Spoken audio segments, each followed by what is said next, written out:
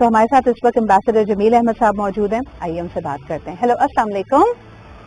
वालेकुम अस्सलाम। जमील साहब, बहुत बहुत शुक्रिया वक्त निकालने के लिए। मुझे ये बताइए सबसे पहले तो, how are you seeing the mid term elections, what does it mean for the Republicans and the Democrats in US?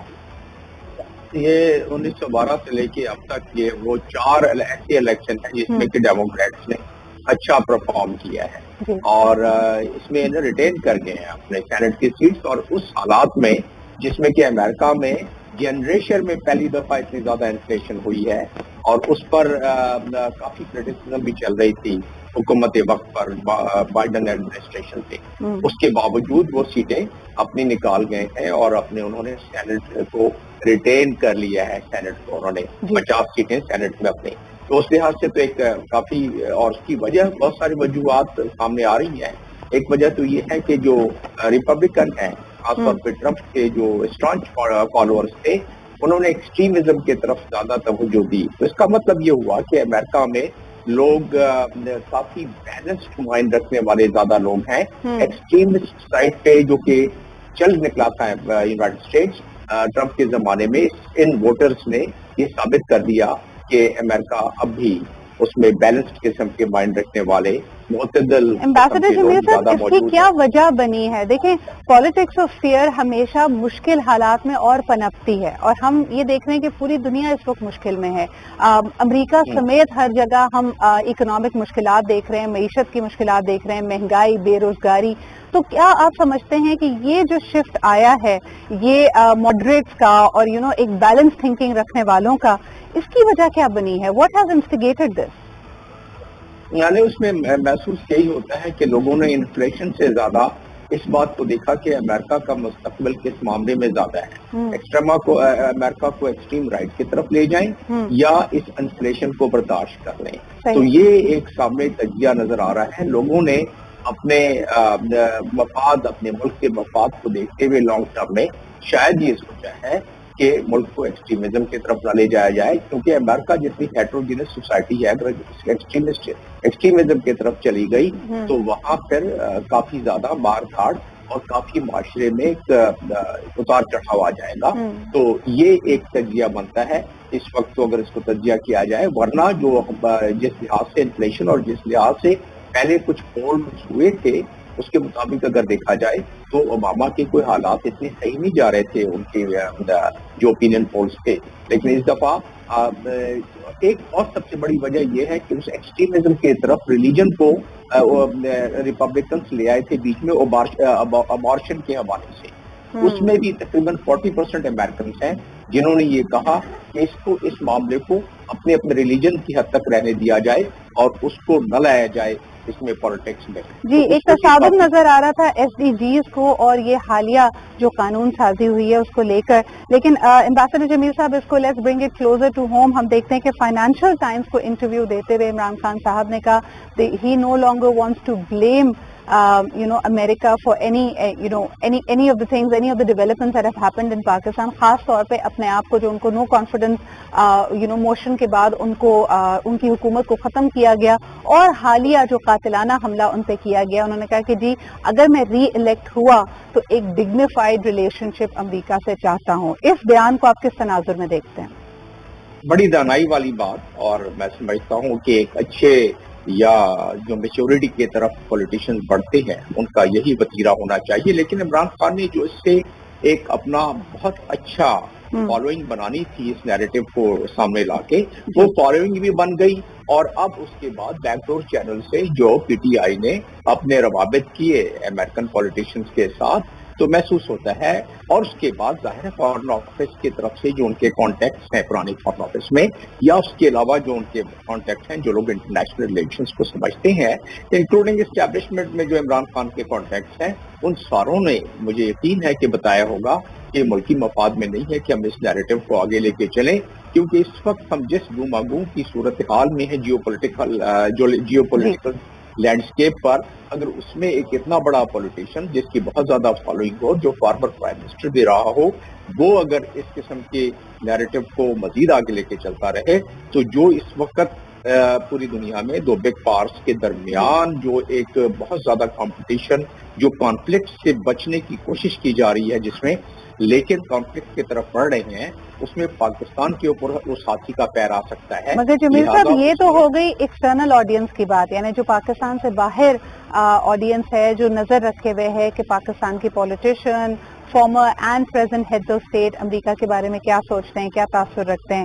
لیکن مجھے بتائیں کہ مارچ سے لے کے ابھی تک جو پی ٹی آئی کا اور خان صاحب کا اپنا بیانیہ رہا ہے، اور پھر یہ کہ جس طرح کی ٹکراؤ کی تصادم کی صورتحال ان کی پی ڈی ایم کے ساتھ ہے، کیا آپ کو لگتا ہے دس سلائٹ فلیکسیبلٹی، آپ نے تو اس کو ایک وائز موو قرار دیا ہے، کیا اس سے پی ڈی ایم کو کوئی فائدہ ہوگا؟ کیا ان کے اپنے نیریٹو، اپنے جو ان کے لوئلسٹ ہیں جو پاکستان تحریک انصاف کے حامی ہیں، کیا وہاں پہ کوئی تبدیلی یا بدلاؤ ہوگا؟ کیا people will again take it as Khan صاحب یو ٹرن؟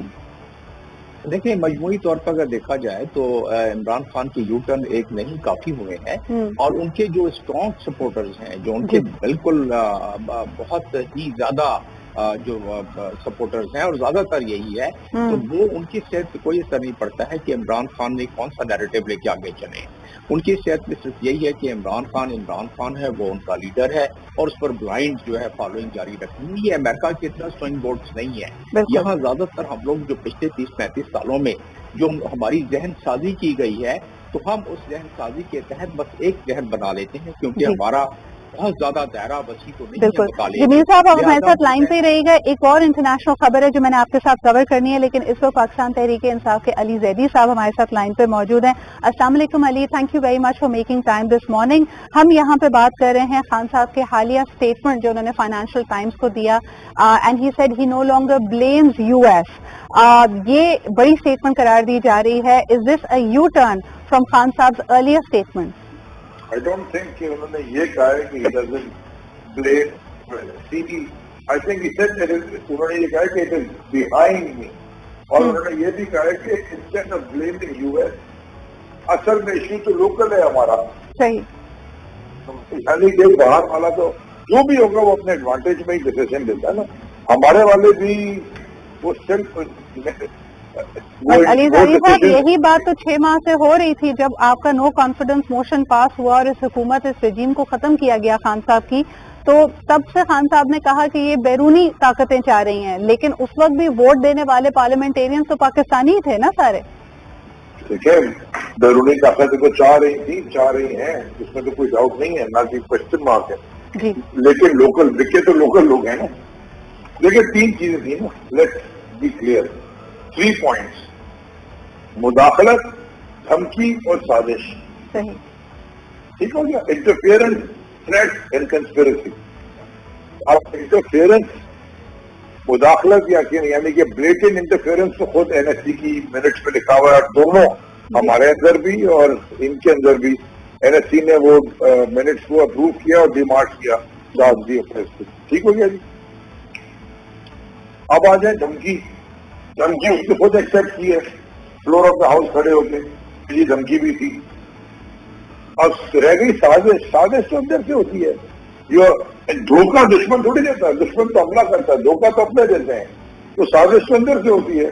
تو اگر وہ difference in what he said, وہ چینج آف اسٹینڈ نہیں ہے، پہلے دن سے ایک ہی بات کی ہے، سازش اندر سے ہوئی ہے. اچھا مجھے یہ بتائیے، اگلا پارٹ ان کی اسٹیٹمنٹ کا یہ ہے کہ he looks forward to having a dignified relationship with U S once re-elected. اس کے خد و خال کیا ہوں گے علی صاحب؟ یعنی کہ ہمیشہ سے ہی یہ بات کی ہے، اس میں بھی کوئی فرق نہیں ہے. نہیں میں کہہ رہی ہوں اس کے خد و خال کیا ہوں گے. ناؤ موونگ فارورڈ دیکھیں a lot of water has passed under the bridge. میں کہہ رہی ہوں کہ دوبارہ اگر خان صاحب ری الیکٹ ہوتے ہیں and he is in the PM office، تو پی ٹی آئی کی حکومت کس طرح کی ریلیشن شپ ڈیولپ کرے گی، مینٹین کرے گی یو ایس کے ساتھ؟ میوچل ریسپیکٹ جی. not of slave and master, of mutual respect. We've already said that always. US ہمارا سب سے بڑا ٹریڈنگ پارٹنر ہے. So how does that translate into actual pact, actions, investment؟ یعنی یہ ہو رہا تھا اصولی طور پہ اس سے کسی کو انکار نہیں ہے، لیکن یہ how will it look like? I want to know what that vision looks like. میں آپ کو بتاتا ہوں. we've gone through it. جو پچھلی ایڈمنسٹریشن تھی US کی، اس کے بالکل شروع میں اگر آپ یاد کریں سپٹمبر 2018 کو خان صاحب نے US प्रेसिडेंट डोनाल्ड ट्रंप को टैग करके ट्वीट किया था कि जनाब ये जो आप बातें कर रहे हैं ये गलत कर रहे हैं, तो क्लियर कट पोजीशन। लेकिन जब हम वहां गए और जब हमारी मुलाकात हुई और इत्तेफाकन मुझे भी इस दौरे में जाने का जो रिस्पेक्ट मिली थी और जो उसके बाद आपके साथ US के साथ आपकी ट्रेड बढ़ी, आपके लिए दरवाजे खुलना शुरू हुए, वो तो अनप्रेसिडेंटेड था। एक्सपोर्ट्स आपकी कितनी बढ़ गई थी। But you're talking about a time when the Republicans were in power, Ali. अभी midterm elections को देखते हैं again, the Democrats have come back with vengeance. तो मुझे बताइए कि आने वाले दिनों में क्या एक्सपेक्ट कर रहे हैं आप? मैं सिर्फ एक बात कहता हूँ, पॉलिटिक्स में व्हाट यू नेगोशिएट आपको मिलता है, जो आप नेगोशिएट करते हैं, डिजर्व करते हैं वो नहीं मिलता। तो हमें नेगोशिएट करना चाहिए हर लोकल एंड फॉरेन पावर के साथ। ठीक है जी, बिल्कुल सही।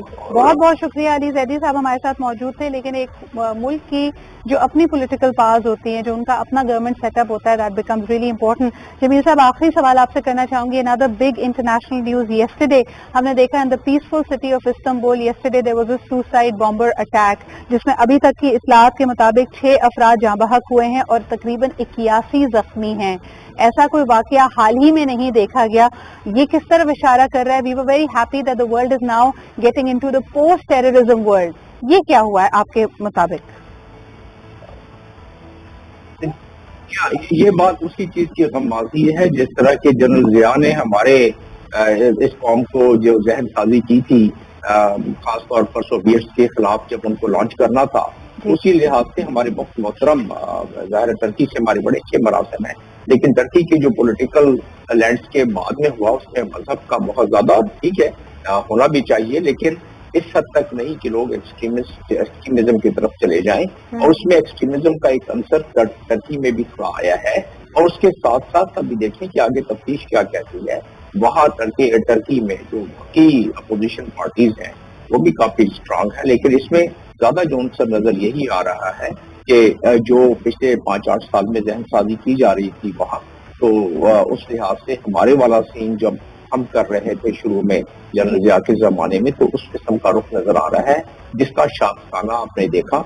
और इन चीजों को अगर दोबारा सही बैलेंस वे में सामने न लाया जाए जैसे US कर रहा होता है, तो इस किस्म के मामला और आगे ज्यादा बढ़ सकते हैं। बिल्कुल सही। बहुत बहुत शुक्रिया। एम्बेसडर जमील साहब हमारे साथ मौजूद थे। इब्तदाई इस वक्त इन्वेस्टिगेशंस हो रही हैं, लेकिन सदर अर्दोगान का कहना है कि तमाम जो इसके अंदर मुतहरिकात है उनको कैफरे किरदार पर पहुंचाया जाएगा।